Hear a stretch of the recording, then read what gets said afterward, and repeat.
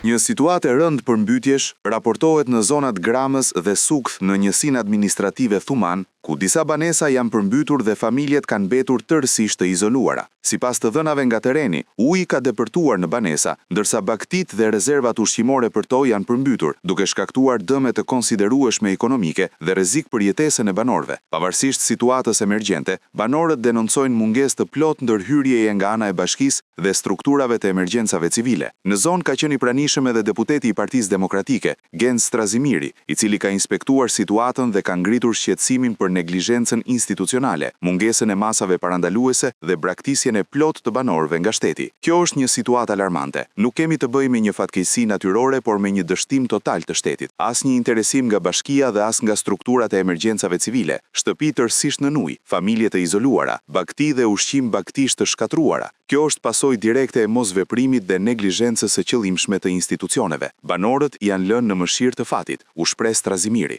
Sipas banorit Lek Cypi, i cili jeton dhe punon në Itali, shkaku kryesor i përmbytjeve është mosmirëmbajtja dhe mospastrimi i rreth 300 metrave kanal kullues, i cili prej vitesh nuk është pastruar nga autoritetet përgjegjëse. Ai shprehet se në shumë raste është detyruar ta pastrojë vetë kanalin me shpenzime personale gjatë pushimeve të tij në Shqipëri. Banorët kërkojnë ndërhyrje të menjëhershme, pastrim urgjent të kanaleve kulluese dhe marrje përgjegjësie nga institucionet vendore dhe qendrore, duke theksuar se përmbytjet nuk janë pasojë e motit, por e neglizhencës së vazhdueshme.